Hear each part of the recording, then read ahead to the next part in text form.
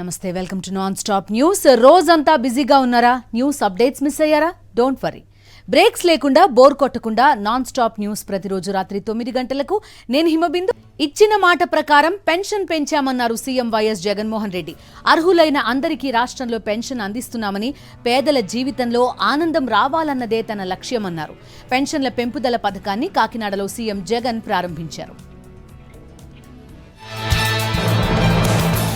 అర్హులైతే చాలు, పండుగైనా సెలవైనా 1వ తేదీనే అవ్వాతాతలకు పెన్షన్ అందిస్తున్నామని ముఖ్యమంత్రి జగన్మోహన్ రెడ్డి అన్నారు.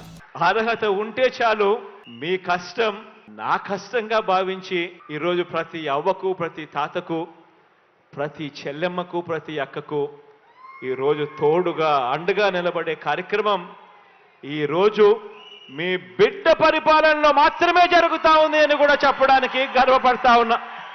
కాకినాడలో పెంచిన పెన్షన్ పథకాన్ని ప్రారంభిస్తూ మొత్తం 1967 కోట్లకు పైగా చెక్కును ఆవిష్కరించారు. దాంతోపాటు పెన్షన్ల పంపిణీపై రాష్ట్రానికి దక్కిన స్కోచ్ ప్లాటినం అవార్డును చూపించారు. అర్హత ఒకటే ప్రామాణికంగా పెన్షన్లు మంజూరు చేస్తున్నామన్న సీఎం జగన్ 66.34 లక్షల మందికి మంచి జరిగేలా సామాజిక పెన్షన్ పెంచామన్నారు.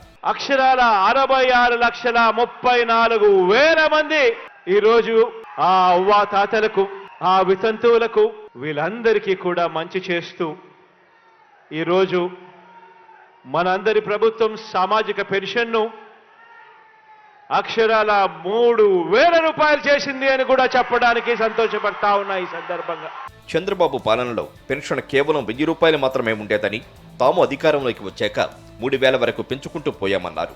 గతానికి ఇప్పటికీ తేడాను గమనించాలని కోరారు. ఆయన పరిపాలన చేసిన ఈ 4 సంవత్సరాల 10 నెలల కాలంలో ఎన్నికలకు కేవలం 2 నెలల ముందు వరకు కూడా పెన్షన్ ఎంత అంటే కేవలం 1000 రూపాయలు ఇచ్చే ఆ రోజును ఒక్కసారి గుర్తుకు తెచ్చుకోమని అడుగుతా ఉన్నా.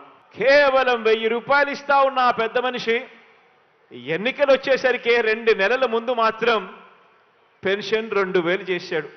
మీ బిడ్డ జగన్ 2,000 చేస్తాడు అని చెప్పకపోయింటే ఆ చంద్రబాబు చేసేవాడా అని చెప్పి ప్రతి అవ్వను, ప్రతి తాతను ఆలోచన చేయమని చెప్పి ప్రతి అవ్వను, ప్రతి తాతను కోరుతా ఉన్నా. పెన్షన్ల కోసమే దాదాపుగా నెలకు 2,000 కోట్లు ఖర్చు చేస్తున్నామని తెలిపారు. అంతకుముందు కాకినాడలో 94 కోట్లతో నిర్మించిన పలు అభివృద్ధి పనులను వర్చువల్ విధానంలో ప్రారంభించారు సీఎం జగన్.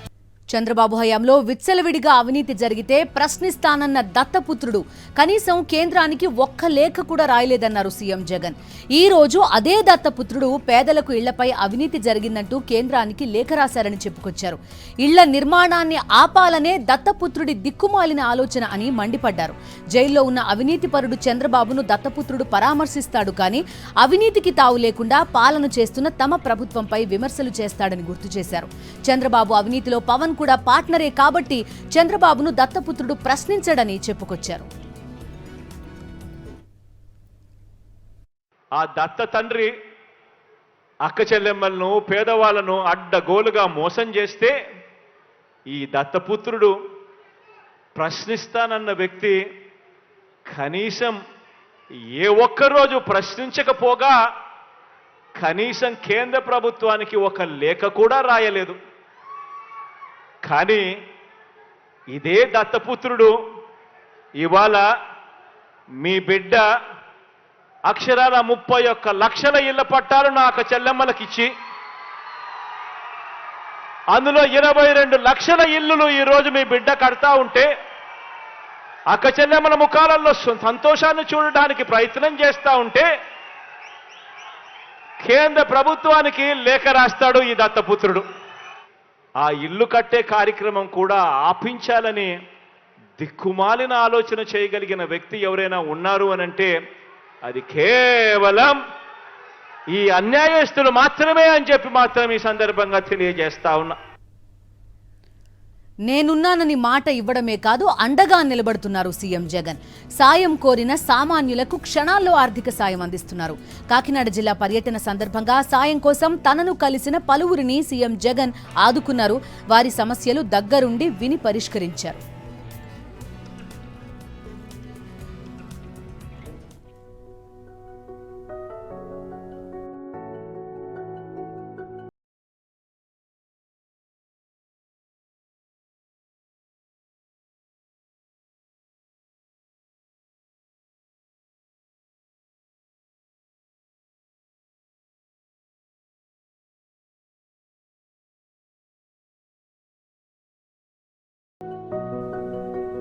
వైఎస్ఆర్ పెన్షన్ కానుక అందజేసిన అనంతరం సమస్యలు చెప్పుకునేందుకు వచ్చిన 9 మందికి ఆర్థిక సాయం చేశారు సీఎం జగన్.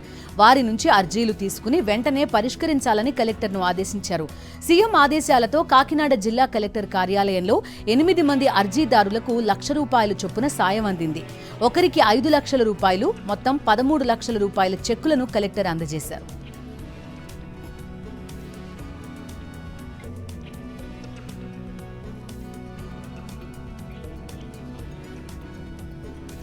కాకినాడ రూరల్ మండలం సర్పవరం గ్రామానికి చెందిన శ్రీనివాస్ కుమారుడు జి జయసాయి వెంకట కిరణ్ కిడ్నీ వ్యాధితో బాధపడుతున్నారు. చికిత్స కోసం సాయం అడగ్గా వెంటనే ₹1,00,000 అందజేసింది ప్రభుత్వం. వేములవాడకు చెందిన కోట సత్య వెంకట సాయి జస్విక్ కందరాడ గ్రామంలో జి సుష్మశ్రీకి ఆర్థిక సాయం అందింది. పత్తికాయల డేవిడ్ రోషన్, దూడ రవికుమార్, గనిశెట్టి రూపాలక్ష్మికి 1,00,000 చొప్పున చెక్కులు అందజేశారు. అలాగే పటేలా కుష్మితా కుమారి, గనిశెట్టి కనక మహాలక్ష్మికి సాయం అందింది. బాధితుడు మర్రిపూడి విశ్వేశ్వరరావుకు 5 లక్షల రూపాయల చెక్ అందజేశారు కలెక్టర్.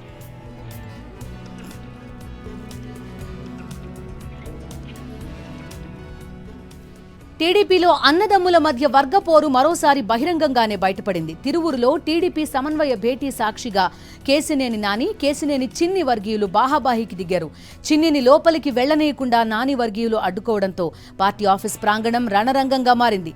ఈ క్రమంలో అదుపు చేసేందుకు యత్నించిన పోలీసులపైన దాడికి దిగారు.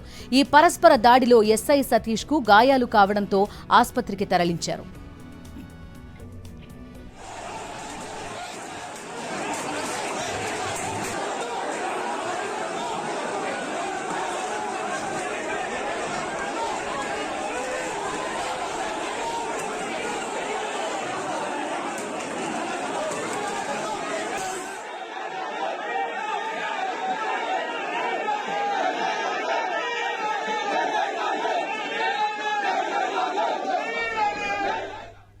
తిరువూరు ఘటన నేపథ్యంలో పార్టీ నేతలు అధిష్టానం తీరుపై కేశినేని నాని అసహనం వ్యక్తం చేశారు. తిరువూరు టీడీపీ ఇన్ఛార్జ్ పూజకు పనికిరాని పువ్వు అంటూ విమర్శించారు. అసలు కేశినేని చిన్నికి పార్టీకి ఏం సంబంధం అన్నారు నాని. ఏడాదిన్నరగా పార్టీలో కుంపటి నడుస్తోందన్నారు. పూజకి పనికొచ్చే పువ్వు ఉంటే పూజకి పనికిరాని పూజ ఉంటాయి. అట్లాగే ప్రజాసేవ అనేది ఒక పూజ లాంటిది అనుకుంటారు. దానికి పనికిరాని పువ్వుని పూజకి వాడామనుకోండి, పూజ వికటిస్తుంది. అదేనా సింపుల్గా చెప్పాను. అసలు పూజకి పనికొచ్చే వ్యక్తి కాదు, ప్రజాసేవకు అతను పనికిరాడు. ఒక వ్యక్తి పలుకులో నన్ను కొట్టం కూడా అన్నాడు, అయినా భరించండి. నేనేదో మీకు తెలుసు 9 నెలల నుంచి మీ అందరికీ కూడా. ఇప్పుడు ఏ రోజు కూడా నేను ఏ కాన్స్టిట్యూన్సీలో వర్గాలు అనుకోవట్లేదు కూడా ఇవాళ కూడా. కాకపోతే ప్రజలు ఇప్పుడు ఎట్లా ఉంటాయంటే మనోభావాలు అనేవి నేను ఓటు పట్టవచ్చు, అందరూ ఓటు పట్టరు కదా. సో అదే ఇవాళ జరిగిన తర్కణం సంవత్సరాల నుంచి రగులుతున్న కుంపటి. సో ఎక్కడో చోట దీనికి ఫుల్ స్టాప్ పెట్టాలి. ఎన్నికల వేళ చంద్రబాబు బీసీ, ఎస్సీ, ఎస్టీ, మైనారిటీలపై ప్రేమ చూపిస్తున్నారని విమర్శించారు మంత్రి మేరుగు నాగార్జున. ఇచ్చిన హామీలో చంద్రబాబు ఒక్క హామీనైనా నెరవేర్చారా అని ప్రశ్నించారు. ఇప్పుడు నువ్వు ఎన్నికల దగ్గరకు వస్తావని చెప్పి ఒక ప్రక్క ఈ రాష్ట్ర రాజకీయాల్లో ఎవరు చేయనటువంటి గొప్ప యజ్ఞాన్ని నా ఎస్సీ, నా ఎస్టీ, నా బీసీ, నా మైనారిటీలని చెప్పి వాళ్ళకు సాయం చేసి వాళ్ళకి అధికారాన్ని ఇచ్చి మీరే ఉండండి ముందు అని చెప్పే రాజకీయ నాయకుడు జగన్మోహన్ రెడ్డి గారు ఉంటే నువ్వు కూడా ఏదో మొత్తానికి లాగాలని ఎస్సీ, ఎస్టీ, బీసీల కోసం ఇప్పుడు డ్యాన్స్ చేస్తున్నావు, ఇప్పుడు ప్రేమ కారుస్తున్నావు. మర్చిపోతామా? ఎస్సీల్లో ఎవరైనా పుట్టాలనుకుంటారా అన్నటువంటి విషయాన్ని ఈ రాష్ట్రంలో ఉన్న ఎస్సీలు చీము రక్తం ఉంటే మేము మర్చిపోతామా? మా కులాన్ని అవహేళన చేసినటువంటి నిన్ను వదులుతామా? ముఖ్యమంత్రి వైఎస్ జగన్మోహన్ రెడ్డిని ఆయన సోదరి వైఎస్ షర్మిల కలిశారు. తాడేపల్లిలోని సీఎం క్యాంప్ కార్యాలయానికి వెళ్లారు వైఎస్ షర్మిల. తన కుమారుడి వివాహానికి సీఎం జగన్ ను ఆహ్వానించారు. వివాహ ఆహ్వాన పత్రికను అందజేశారు.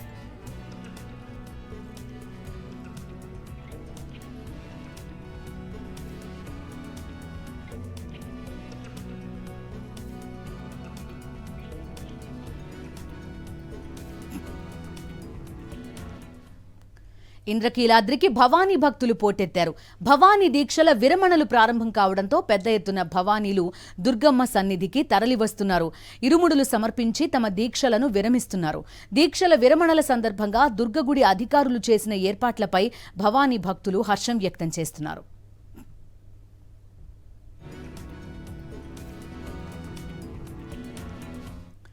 తెలంగాణలో ఐఏఎస్ అధికారులు భారీగా బదిలీ అయ్యారు. 26 మంది ఐఏఎస్ అధికారులకు బదిలీలు, పదోన్నతులు కల్పిస్తూ ప్రభుత్వం జీవో జారీ చేసింది. రంగారెడ్డి జిల్లా కలెక్టర్గా శశాంక నియామకమయ్యారు.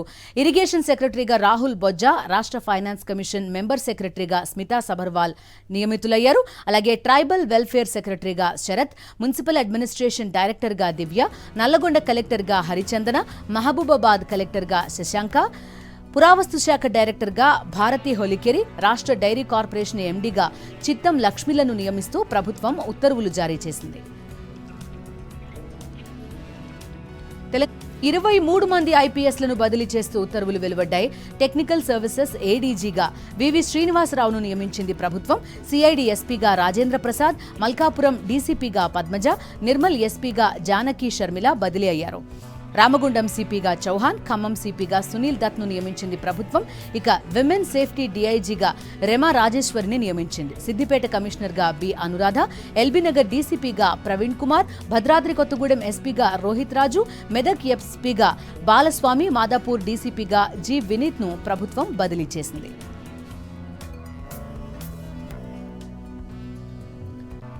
సీఎం రేవంత్ రెడ్డితో అదానీ గ్రూప్ ప్రతినిధులు చర్చలు జరిపారు. ఈ సందర్భంగా పారిశ్రామిక అభివృద్ధికి, ఉపాధి కల్పనకు, కొత్త పరిశ్రమలకు తెలంగాణ ప్రభుత్వం తగినన్ని వసతులు, రాయితీలు కల్పిస్తుందని అదానీ గ్రూప్ ప్రతినిధులకు హామీ ఇచ్చారు సీఎం. రాష్ట్రంలో ఏరోస్పేస్ పార్క్తో పాటు డేటా సెంటర్ ప్రాజెక్ట్ నెలకొల్పేందుకు అదానీ గ్రూప్ ప్రభుత్వంతో చర్చలు జరిపింది. వీటికి సంబంధించిన పురోగతితో పాటు కొత్త ప్రాజెక్టుల స్థాపనపై సమావేశంలో చర్చించారు. సమావేశంలో మంత్రి శ్రీధర్ బాబు, సీఎస్ శాంతికుమారి పాల్గొన్నారు. గాంధీభవన్లో తెలంగాణ పీసీసీ కార్యవర్గ సమావేశం జరిగింది. సీఎం రేవంత్ రెడ్డి అధ్యక్షతన జరిగిన సమావేశంలో 3 తీర్మానాలను ప్రవేశపెట్టారు. గ్రామాల్లో ఇందిరమ్మ కమిటీల ఏర్పాటుకు తీర్మానించారు. 8, 9 తేదీల్లో ఉమ్మడి జిల్లా నేతలతో పార్లమెంట్ ఎన్నికలపై చర్చించాలని కార్యవర్గ సమావేశంలో నిర్ణయించారు. ఇక 11 నుంచి 13 వరకు పార్లమెంట్ నియోజకవర్గ ఇన్ఛార్జ్ మంత్రులు, నేతలతో ఎన్నికల అంశంపై చర్చించారు. మరోవైపు సీఎం రేవంత్ డావోస్ పర్యటన ఖరారైంది. ఈ నెల 14 నుంచి 4 రోజుల పాటు డావోస్ లో పర్యటించనున్నారు. సీఎం రేవంత్ తో పాటు మంత్రి శ్రీధర్ బాబు పర్యటనకు వెళ్లనున్నారు.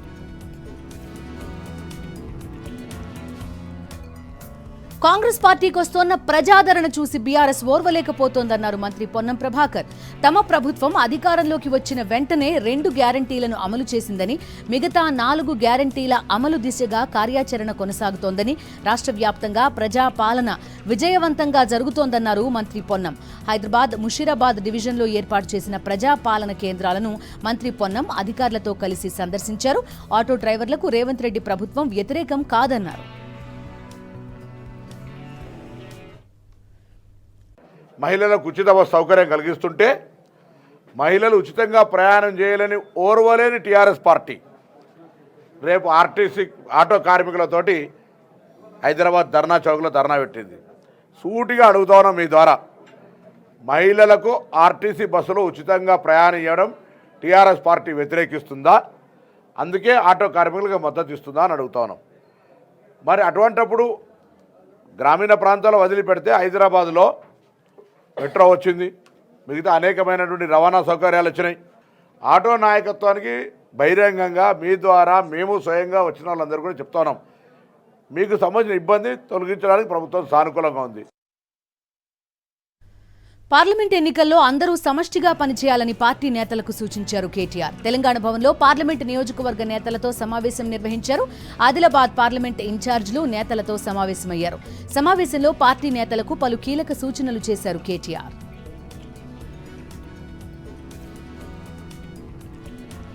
అసెంబ్లీ ఎన్నికల్లో జరిగిన తప్పిదాలు పార్లమెంట్ ఎన్నికల్లో జరగకూడదని నేతలకు సూచించారు ఆయన. ఆదిలాబాద్ బీఆర్ఎస్ 17,000 ఓట్ల ప్లస్లో ఉందన్నారు. ఇంకా దీన్ని పెంచుకోవాలని సూచించారు. గ్రామాల్లో పార్టీ క్యాడర్తో కలిసి ఇంటింటికి ఎన్నికల ప్రచారం నిర్వహించాలన్నారు. నియోజకవర్గాల్లో ఇన్ఛార్జీలు ప్రతిరోజు సమీక్షలు చేసి రిపోర్ట్ అందజేయాలని స్పష్టం చేశారు. పార్టీ నాయకులకు కాంగ్రెస్ 420 హామీల పేరుతో ఉన్న బుక్లెట్ అందజేశారు.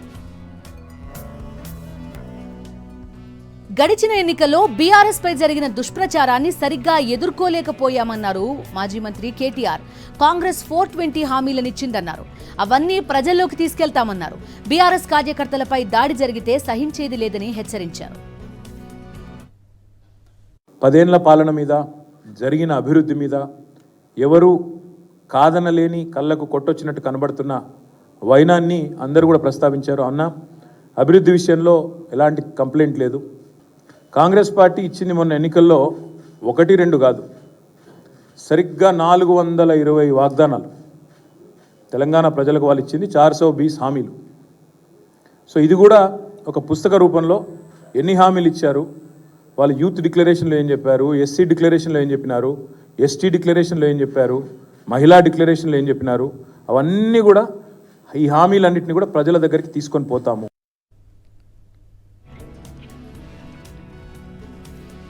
జాతీయ వార్తలకు వెళ్దాం. నారీ శక్తి వికసిత భారత్ కు అసలైన గ్యారంటీ అన్నారు ప్రధాని నరేంద్ర మోదీ. కేరళలోని త్రిశూర్లో 2 లక్షల మంది మహిళలను ఉద్దేశించి ప్రసంగించారు ఆయన. బీజేపీ మహిళా మోర్చా ఏర్పాటు చేసిన ఈ కార్యక్రమంలో పరుగుల రాణి పీటీ ఉషతో పాటు అథ్లెట్ అంజు బాబీ జార్జ్, నర్తకి శోభన తదితరులు పాల్గొన్నారు. సభకు హాజరైన మహిళలను మలయాళంలో పలకరించిన ప్రధాని మోదీ కాంగ్రెస్ లెఫ్ట్ కూటములపై తీవ్రస్థాయిలో విరుచుకుపడ్డారు.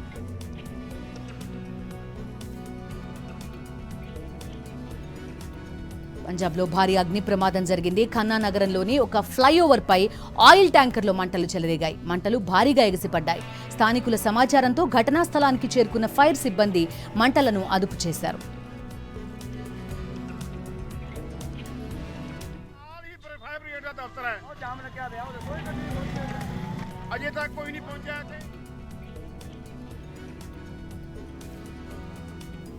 అదానీ హిండన్బర్గ్ కేసులో సుప్రీంకోర్టు కీలక తీర్పు వెలువరించింది. సెబీ దర్యాప్తులో జోక్యం చేసుకోవడానికి నిరాకరించింది.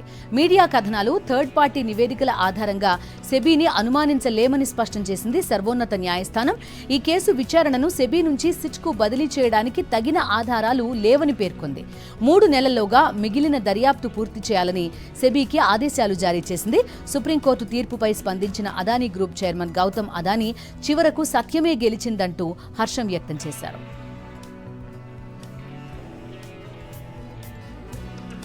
విపక్ష ఇండియా కూటమికి కన్వీనర్ నియామకంపై భాగస్వామ్య పక్షాలు కీలక నిర్ణయం తీసుకున్నాయి. బీహార్ ముఖ్యమంత్రి జేడీయూ చీఫ్ నితీష్ కుమార్ ను కూటమి కన్వీనర్ గా నియమించాలని నిర్ణయించినట్టు సమాచారం. ఈ వారం వర్చువల్ గా జరిగే సమావేశంలో దీనిపై తుది నిర్ణయం ప్రకటిస్తారని సంబంధిత వర్గాలు వెల్లడించాయి. నితీష్ కుమార్ ను కన్వీనర్ గా నియమించేందుకు కాంగ్రెస్, ఆమ్ ఆద్మీ పార్టీ, ఆర్జేడీ మద్దతిచ్చాయి. మహారాష్ట్ర మాజీ సీఎం ఉద్ధవ్ ఠాక్రేతో నితీష్ ఫోన్లో మాట్లాడి సమ్మతిని తీసుకున్నట్టు పార్టీ వర్గాలు చెబుతున్నాయి. ఈ నెలాఖరుకు ఉమ్మడి ప్రచారం ప్రారంభించాలని భావిస్తోంది ఇండియా కూటమి. అయితే సీట్ల సర్దుబాటు కొలిక్కి రాకపోవడంతో ఎన్నికల సన్నద్ధత ముందుకు సాగడం లేదు. లిక్కర్ పాలసీ స్కామ్ కేసులో ఈడీ విచారణకు మళ్లీ డుమ్మా కొట్టారు ఢిల్లీ ముఖ్యమంత్రి అరవింద్ కేజ్రీవాల్. ఈడీ నోటీసులు అక్రమమని పునరుద్ఘాటించారు. ఈ మేరకు ఎన్ఫోర్స్మెంట్ డైరెక్టరేట్ కు లేఖ రాశారు కేజ్రీవాల్. ఢిల్లీ మద్యం కుంభకోణం కేసులో ఆయన ఈడీ నోటీసులు ధిక్కరించడం ఇది 3వసారి. ఈడీ విచారణకు సహకరించేందుకు కేజ్రీవాల్ సిద్ధంగా ఉన్నారని పేర్కొంది ఆమ్ ఆద్మీ పార్టీ. ఆయన్ను ఏం ప్రశ్నించాలనుకుంటున్నారో ఆ ప్రశ్నావళి ఇవ్వాలని ఈడీని కోరింది. లిక్కర్ కేసులో కేజ్రీవాల్ ని అరెస్ట్ చేసి లోక్సభ ఎన్నికల ప్రచారాన్ని అడ్డుకునేందుకు ప్రయత్నిస్తున్నారని ఆరోపించారు ఆప్ నేత ఢిల్లీ మంత్రి సౌరవ్ భరద్వాజ్.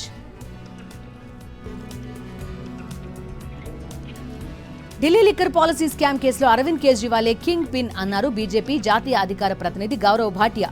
ఏ తప్పు చేయకపోతే విచారణకు ఎందుకు వెళ్లడం లేదని నిలదీశారు. కేజ్రీవాల్ నిజ స్వరూపం ప్రజలు అర్థం చేసుకున్నారన్నారు గౌరవ్ భాటియా. అంతర్జాతీయ వార్తలకు వెళ్దాం. హమాస్ నెట్వర్క్ అంతమే లక్ష్యంగా భీకర దాడులతో విరుచుకుపడుతోంది Israel army. Hamas deputy leader Saleh al అరౌరీని డ్రోన్ దాడిలో మట్టుబెట్టింది. లెబనాన్ రాజధాని బీరుట్లో జరిగింది ఈ ఘటన. హిజ్బుల్లాకు గట్టిపట్టున్న ప్రాంతమైన దక్షిణ బీరుట్ శివార్లో దాడి జరగడం కలకలం రేపింది.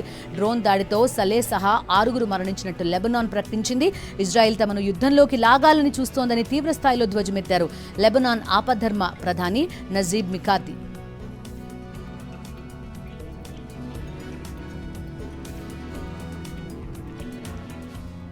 జపాన్లో భూకంప మృతుల సంఖ్య అంతకంతకు పెరుగుతోంది. ఇప్పటి వరకు 64 మంది మృతులను గుర్తించినట్టు వెల్లడించారు అధికారులు.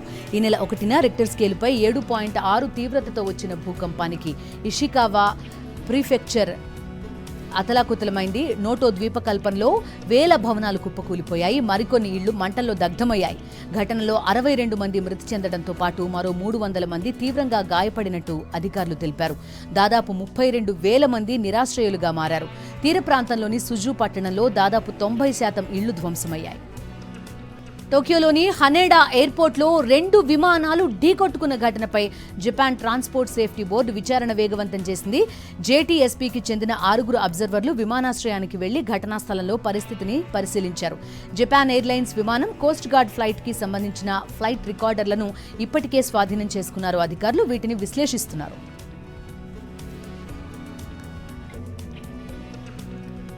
బిజినెస్ అప్డేట్స్ చూద్దాం. అంతర్జాతీయ మార్కెట్ల నుంచి వచ్చిన నెగటివ్ ట్రెండ్స్ తో స్టాక్ మార్కెట్స్ నష్టాల్లో ముగిశాయి.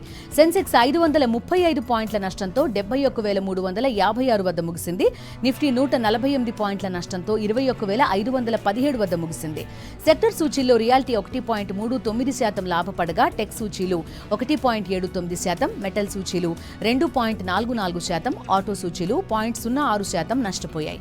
నిఫ్టీ టాప్ గెయినర్స్ లిస్ట్ లో Bajaj auto 4.55%, Adani ports 1.58%, Cipla 1.56%, ITC 1.51% లాభపడ్డాయి. నిఫ్టీ టాప్ లూజర్స్ లిస్ట్ లో Hindalco 3.82%, JSW steel 3.77% నష్టపోయాయి.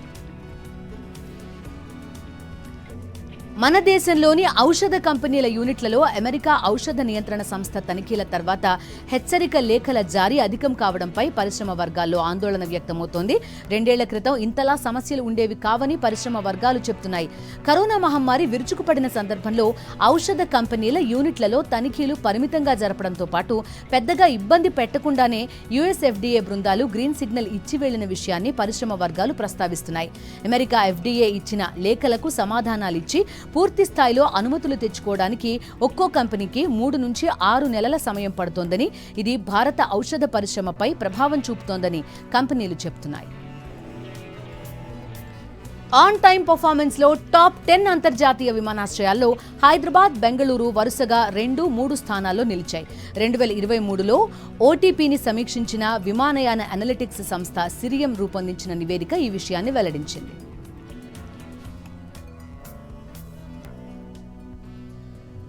Sports updates చూద్దాం. కేప్ టౌన్ వేదికగా జరుగుతున్న 2వ టెస్ట్లో టీమిండియా అదరగొడుతోంది. టాస్ నెగ్గి బ్యాటింగ్ ఎంచుకున్న సౌత్ ఆఫ్రికాని తొలి ఇన్నింగ్స్ లో టీమిండియా బౌలర్లు ఓ ఆట ఆడుకున్నారు.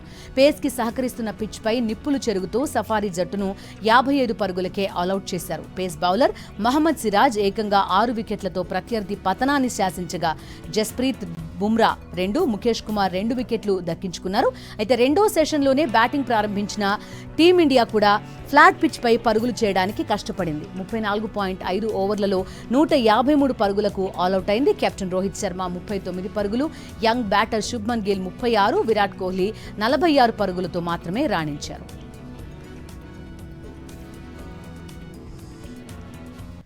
రోజంతా బిజీగా ఉంటున్నారా? మీ చుట్టూ ఏం జరుగుతుందో తెలుసుకోలేకపోతున్నారా? డోంట్ వరీ, రోజు రాత్రి 9 గంటలకు రెడీగా ఉండండి. సాక్షి టీవీ మీకు నాన్ స్టాప్ న్యూస్ అందిస్తుంది. ఇవి నాన్ స్టాప్ అప్డేట్స్.